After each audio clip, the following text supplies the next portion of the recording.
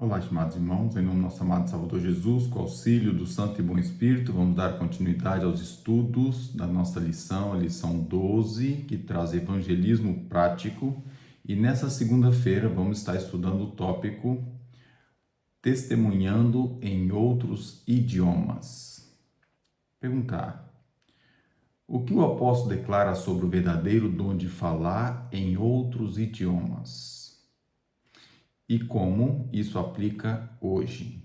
1 Coríntios, capítulo 12, versículo 28 e o versículo 30 diz: E pôs Deus na igreja, primeiramente apóstolos, em segundo lugar profetas, em terceiro doutores, depois milagres, depois dons de curar, socorros, governo, variedade de línguas.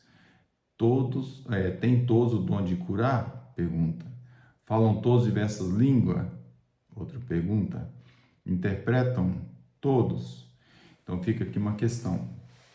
O fato é que o que ele falou aqui sobre o dom de falar é variedade de línguas. Não estamos a falar de línguas estranhas, estamos a falar de línguas estrangeiras, estamos a falar de capacidade de comunicação. Um falar, o outro entender. É isso que ele está aqui querendo dizer. E qual é a aplicação que isso tem para nós hoje?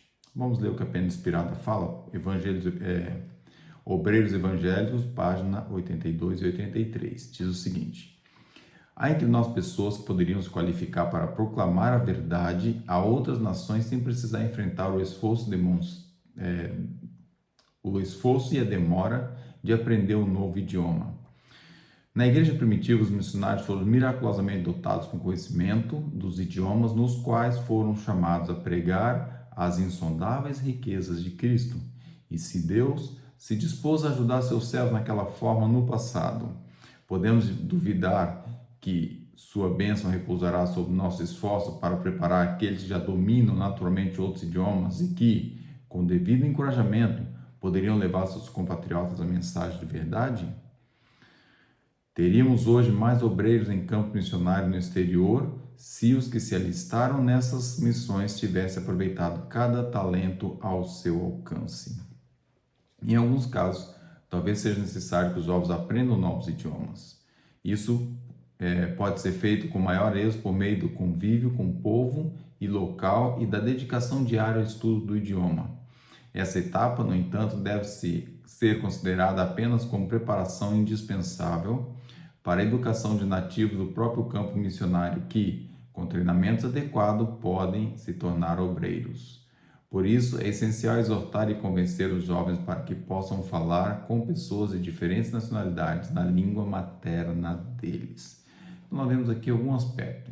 O apóstolo Paulo declara que o verdadeiro dom de falar é comunicação, é expressar o outro entender. E como isso aplica hoje? Jovens saindo para outros países a falar do Evangelho. E quando se fala de ir para outros países, diferentes nacionalidade e falar com eles na língua materna deles, como aqueles apóstolos. Eles falavam de uma forma tão perfeita que era identificado, nossa, mas como é que ele fala tão bem a minha língua? Então, o fato da pessoa não perceber que a pessoa não é daquele país. Pergunta B. Que talentos Deus prometeu aos seus servos e o que devemos fazer para desenvolvê-los? Então, qual é o talento que Deus prometeu e como desenvolver eles? 1 Efésios 2, 8. Porque pela graça sois salvos por meio da fé.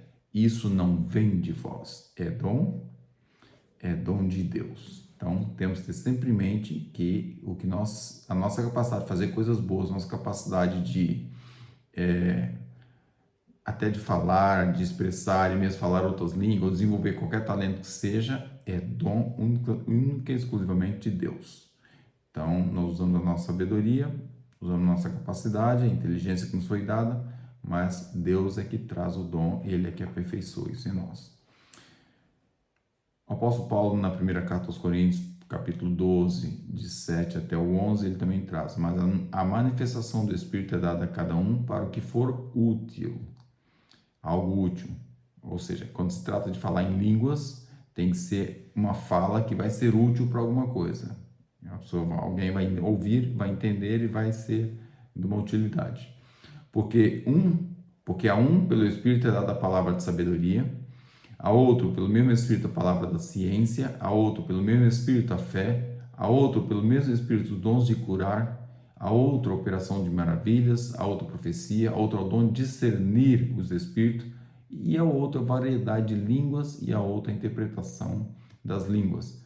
Mas um só é o mesmo Espírito que opera todas essas coisas, repartindo particularmente a cada um como quer. Então, nós vemos aqui, Deus prometeu vários talentos, diversos, nós temos aqui uma relação grande deles. E, para desenvolver eles, temos que entregar na graça de Cristo e desenvolvendo. Cristo é que vai trazer o dom de Deus, o Espírito Santo é que vai trazer em nosso coração o desenvolvimento desse caráter.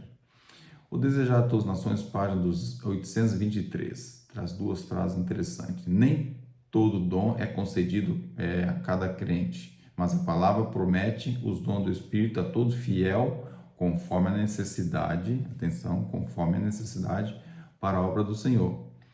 A promessa é tão forte e confiável agora quanto nos dias dos apóstolos. Então, nós vemos aqui alguns aspectos interessantes. Nem todo dom é concedido a todos, ou seja, não é porque Deus tem dom que vai sair espalhando a todos, mas pela palavra que nós vemos, pela Escritura Sagrada, nós vemos que os dons do Espírito, ele é fiel àquele que é concedido àquele que é fiel. Mas não só isso, conforme a necessidade que houver no momento ou nas circunstâncias. E devemos confiar que da mesma forma que os apóstolos receberam, nós também vamos receber. Obreiros do Evangelho, página 92, traz o seguinte complemento. A causa de Deus necessita de homens eficientes, precisam de pessoas preparadas para servirem como professores e pregadores. Homens já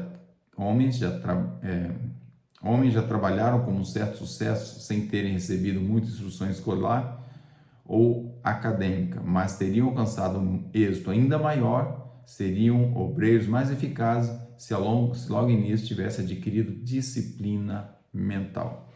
Então, algo muito importante. O que é disciplina? Porque fala-se muito em motivação, fala-se muito em empenho, fala-se várias coisas, mas a disciplina o que é? É uma coisa constante. É algo que, independente do que aconteça em volta, a disciplina mantém-se. E aqui fala da disciplina mental. E quando se fala de falta de preparo, está se referindo ao quê? A disciplina no preparo. O estudo é um estudo disciplinado, constante, para que possa haver conhecimento. Dizem muitos especialistas que se você dedicar 20 minutos diário a qualquer coisa, você se torna especialista naquilo durante um ano.